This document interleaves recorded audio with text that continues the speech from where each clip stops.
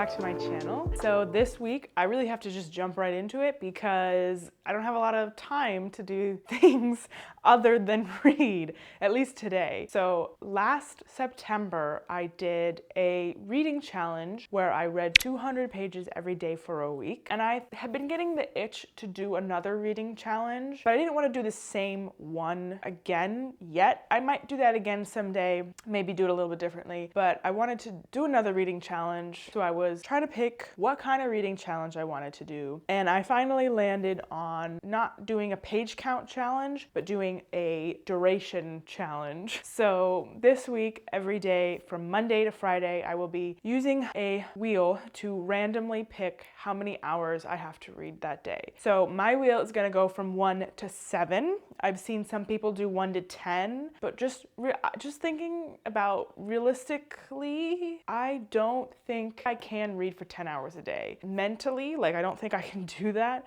but also I have other life responsibilities. I don't know how people are out here reading for 10 hours a day. I literally don't have 10 hours a day that I can dedicate to reading. So I figured an ambitious number, but not 10, would be 7. My wheel is going from 1 to 7 from Monday to Friday. Today is Tuesday, and so I did start it yesterday. I didn't have access to this nice camera yesterday, so I did spin the wheel yesterday and I got 5. So started off the week strong with 5 hours, which was intimidating because when I did my 200 page a day reading challenge, that typically took me no more than 4 hours. So 5 is pushing it. I spun the wheel early in the morning just in case I got 7, and I successfully completed 5 hours yesterday. I also thought it would be a good time to start this reading challenge because I just finished what I was reading and was looking to start something new, so I could start this new challenge with a fresh new book. And I started The Woman in Cabin 10 yesterday. Having to read a large page count or for a long duration just really helps get through the books on my TBR, obviously. So I started The Woman in Cabin 10 yesterday, which somebody either really hated the ending or got hungry while reading. Sorry, that was a lame joke. Basically, this is about a journalist who gets sent on like a business trip for networking and connecting with other business people. She gets sent on a cruise, kind of a small cruise ship owned by a rich guy, and there's a bunch of other journalists and rich people on there. And something happens. She believes she witnesses a murder. She believes she witnesses somebody being thrown overboard, and then she's trying to figure out who is even missing, who could have done it, and trying to get people to believe her, wondering who she can trust because it could have been anybody. It was the woman she believes that was rooming in cabin 10, which she had met earlier that day. So she believes the woman was thrown overboard and murdered, and then she's like, it's the woman who was staying in cabin 10, and everyone's like, nobody was staying in cabin 10. So people are not believing her and all of that. So yesterday, Monday, reading for 5 hours, I got to page 290, so I read all the way up until part 8 yesterday. So majority of this book. I actually finished it this morning. I would have to give this book a 2.5 star rating out of 5 because it wasn't bad. I wasn't like struggling to get through it, but the main character was not the most entertaining person. She was just kind of like freaking out the whole time from chapter 1 to the end, and it's just constantly her trying to calm herself down. And she takes pills for anxiety and depression, so like it is like a thing. It's not like she was panicking for no reason and she believes that somebody was murdered. It was just kind of exhausting, the repetitive thought process that she's having and like constantly making poor decisions and just not being very smart. It just wasn't as gripping as maybe it was supposed to be because it's a mystery thriller book. You could kind of see how the ending was building, and I would say it wasn't shocking for me. There were some things that I didn't guess, but it wasn't like completely surprising, which I wouldn't even say is why I didn't like it, because sometimes books like these, I feel like they just go so far off the deep end, they just try and shock you so hard that where you're just like, yeah, there's no way I could have guessed that, and it's also ridiculous. So this wasn't shocking, and I don't think that's what makes it bad, and I don't think it's bad, it's just not a strong book. Anyway, so I finished it this morning. So I spun the wheel for today, and I spun it pretty early this this morning because I said, look, hey, if we get, 5 to 7 hours, I need to know now and not at noon because I need to make sure I have time to do the reading. Spun the wheel this morning and I got 7 hours. And so I've already started reading today. I finished Woman in Cabin 10, and now I need to pick up another book to continue my 7 hours of reading today. So I have a lot of books on my TBR. I'm reading for 7 hours today. And so I'm not going to force myself to read all of those 7 hours in one book if I don't want to. So what I'm thinking of starting today is a book that I talked about in my last reading update, my TBR for this year, and that is the Beau Geste trilogy. There's 3 books in here, so I'm gonna be obviously starting with the first one, which is Beau Geste, and I really don't have too much time to talk and update you because I need to be reading for 7 hours. Yeah, so I'll see you when I see you.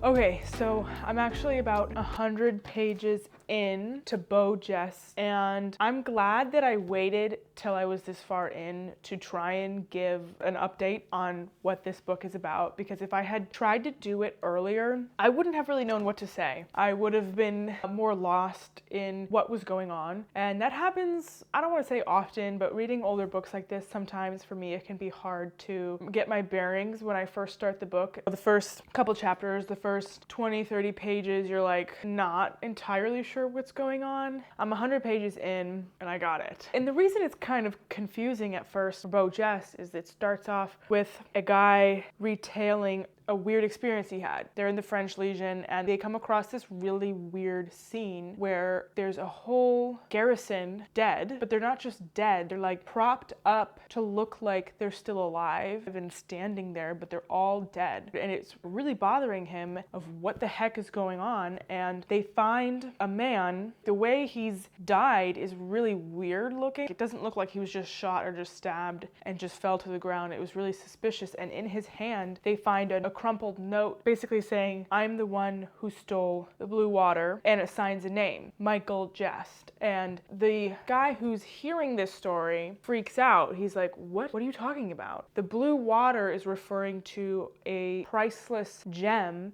that is owned by a wealthy family that these people know. So it starts off with this guy retelling what happened to him and what he found, to basically ask this guy, do you know anything about this? So he gets this guy to take this note to the woman who owned the blue water to see what the heck this is about. And so after you get through that, now the part I'm reading is a flashback basically of the events leading up to the opening of the book. But now that I've gotten over the hill of getting into the writing style, I'm actually really into it so far. It's really entertaining, and the flashback starts with the woman and her household, where basically 4 or 5 of her nieces and nephews are living with her, and they're not like kids, they're young adults, and they are admiring this gem, and then the lights go out and the gem is gone. And at first they think it's like a joke one of the people are playing, but then the diamond doesn't show up and they don't know where it is. Nobody thinks the other person could have done it because they all get along so well and they're also like respectable, gentlemanly type. So nobody actually suspects that the other person stole it, but they know they didn't steal it. So it's still unclear of what happened to this gemstone. And these 3 brothers independently try and take the blame for the missing gemstone. And somehow that translates into them running away, trying to join the French Legion because they want to take the blame for it. But since they don't have the gem, they're just going to say that they couldn't own up to it, couldn't face the consequences, so they ran away. And that's all they know. And it's really interesting. It is a bit of a struggle to read. The way the text is formatted. It's just like from top to bottom, just straight across. There's no breaks in the text. The chapters are really long, so it can be kind of tiring to read for your eyes because there's just no breaks in the text. So that's a little bit fatiguing, but honestly, I'm enjoying reading it. And this challenge is definitely different than the previous reading challenge I did, because reading 200 pages a day was like, okay, there's a numerical goal that I have to make today. So technically, the faster I read, faster I would get through the 200 pages. And so I think at some points I would catch myself kind of speed reading things just because I was like, I just need to reach this 200 page count goal. Whereas for this challenge, I just have a duration, and today was 7 hours. And so it doesn't really matter how fast I read, and therefore it doesn't really matter how much I read. I just need to read for 7 hours. Not having a numerical goal, just knowing I have to read for 7 hours. I am kind of enjoying taking my time. I've been reading it actually kind of slowly, and this happens a lot with older books, but a lot of the times I'll have to look up words or phrases because sometimes people say expressions in different languages. So I've just been really reading it slow. But at this point, I have about an hour and 20 minutes left, so I'm just gonna keep chugging away at BoJess. And then I think I want to spin the wheel to see how much I have to read tomorrow, because the problem with this is that I don't know what I'm in for tomorrow. So I think I'm gonna spin the wheel and we can get how long I need to read tomorrow so I can mentally prepare, because there's things I need to do tomorrow. I'm kind of hoping for 1 to 2 hours. That's what I'm hoping for, but you know, obviously the wheel shall decide. Let's give it a spin.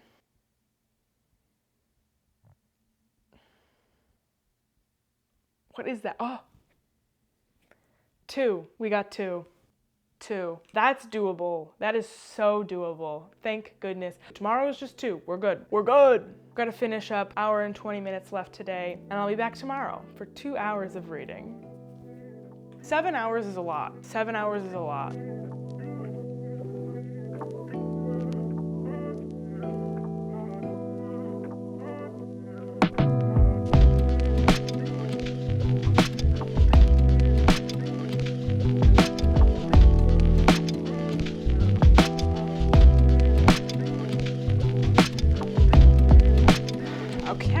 It is day 3, it is Wednesday today. As the wheel determined last night, I'm going to be reading for 2 hours today. And honestly, that feels like a relief. I really needed that. But I think I'm going to continue with BoJess today for those 2 hours. I mean, 2 hours isn't that far off of like what I would normally read on average. I would say generally, it's safe to say I read at least an hour a day. So 2 isn't really that crazy for me. 2 is so doable. It's almost like not enough for this to be a challenge, you know? But we're gonna take what we can get. So I am actually halfway through the first book. One of the characters is literally compared to D'Artagnan. If you're unfamiliar with the Three Musketeers, which if you are, you should really check out some of my other videos, but D'Artagnan is the main character in the Three Musketeers. So I just loved that. I loved that because it was a literary reference that I understood and respect. PC Ren, respect, you know? It's cool. Yeah, I'll check in with you later. Bye.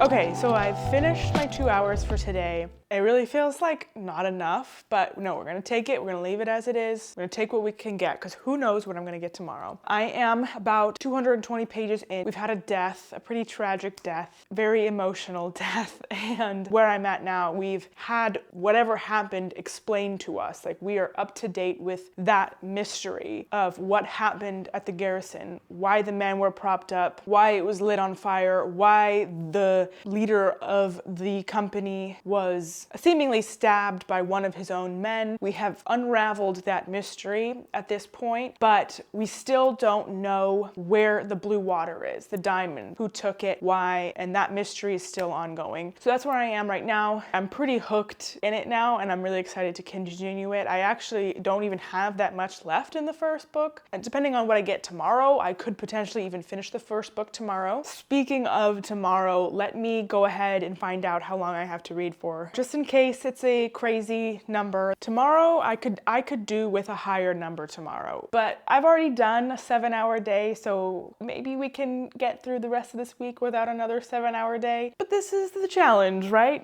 All right, let's spin it. I'm scared. Okay, totally doable. 4, we got 4. Easy, no big deal. All right, well, there we go. I'll see you tomorrow to read for 4 hours. It is now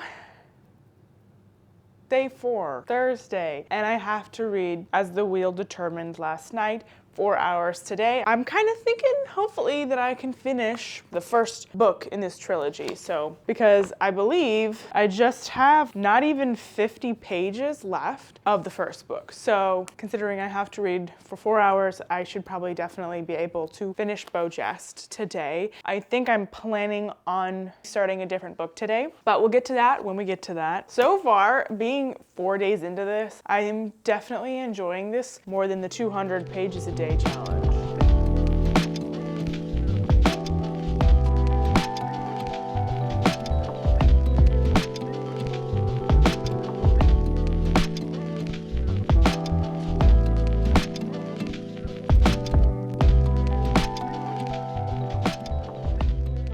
I've officially finished the first book in the BOJEST trilogy, and I have to say I enjoyed it. I think it's a really good length to where it keeps your interest enough, or my interest enough at least. We get an explanation as to what happened to the diamond, and I wasn't super surprised by it, just because the more I thought about it and the more clear it was that none of the nephews had stolen it, I was kind of thinking, maybe the aunt knows more than she's saying she knows. I don't want you to think this is a mystery of who stole the blue water. It is, but that's a pretty small portion of the plot. The majority of the story is what happens to them in the French Legion, which is then explaining the mystery that the book opens up with. The characters are really likable. I cared about them, and I wasn't prepared for how sad it was at the end. It's definitely sad. We have multiple deaths, and it's just kind of tragic. And then the mystery of what happened with the blue water is unveiled, and it's a really solid ending. I think you could read BOJEST alone, and it doesn't feel like it needs a second book. So I think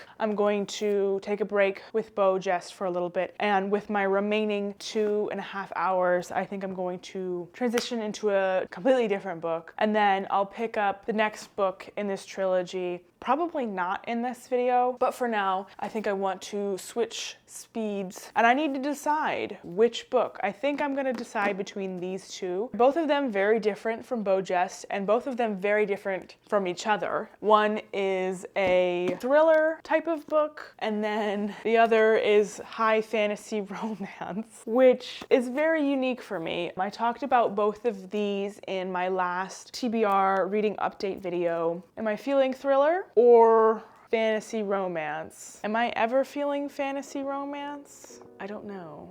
So I'll guess I'll probably come back. Well, I'm sure I'll come back with an update and have picked one by then.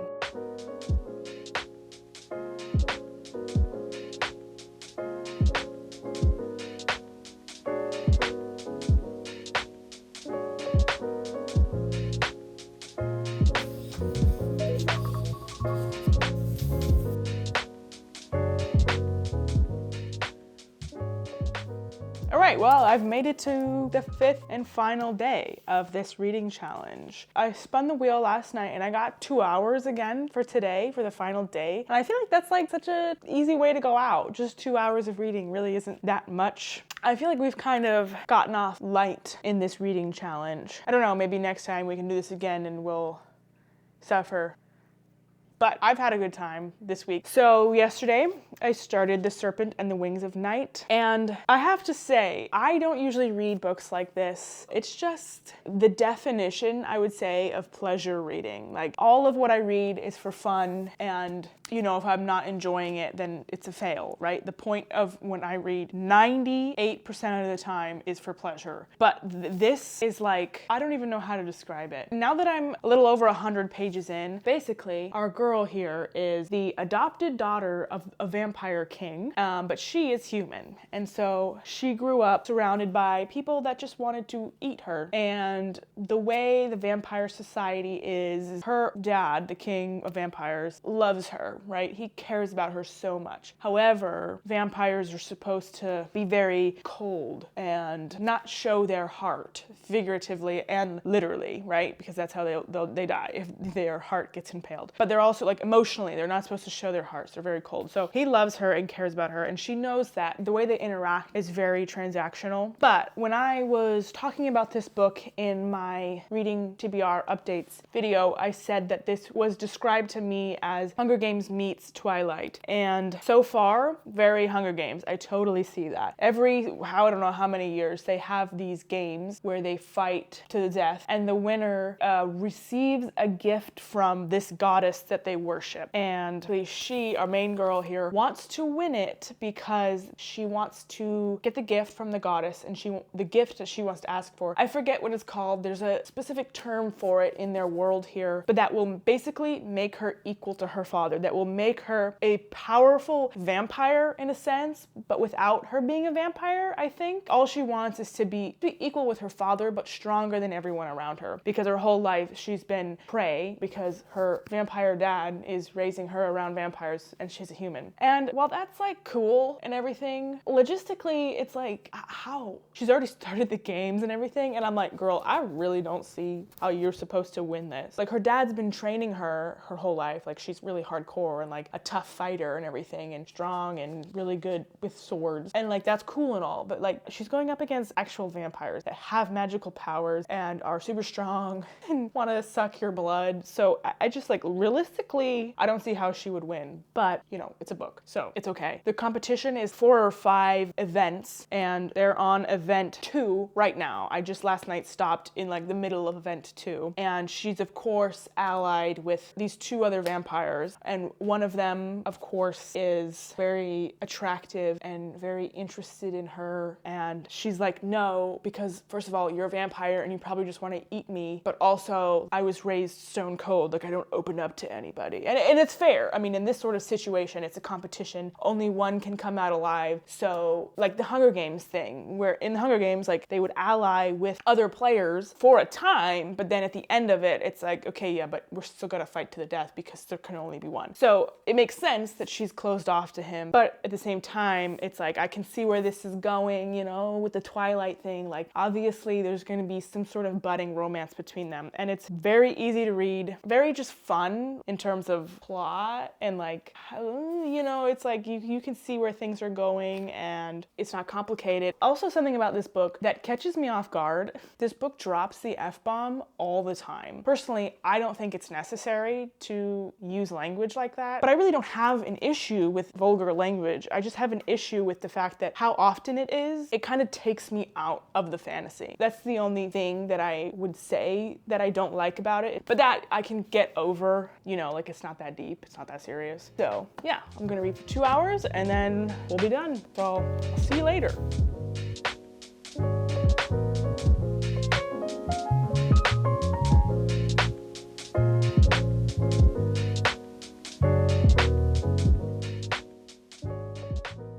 All right, well, there we go. I have completed this reading challenge, and I don't know if it was just because I was in a reading mood this week, but this challenge was way easier than the page count challenge that I did. I wasn't getting swamped with high numbers, but I successfully read 100 more pages of The Serpent and the Wings of Night, so I am a little over halfway through, and it's moving really quickly. Each challenge, each tournament literally lasts maybe 5-6 pages. It goes really quickly, which I'm not mad at. It would be a lot harder to read if it was dragging at all, just because I'm not super into high fantasy. And of course, the main girl is actually super powerful. Yes, she's human, but she can still apparently use magic, and she's secretly really good at it, really powerful, like secret even to herself. She hasn't harnessed her power yet, which is good because that's the only freaking way she's gonna win in this thing, as if she has some sort of magic. But the relationship between her and the dude is, I don't want to say spicy because it's not like there yet, and I also don't think this book gets spicy, like really spicy. The tension is there. The tension is very much so there. And this is another reason why I don't read a lot of romance,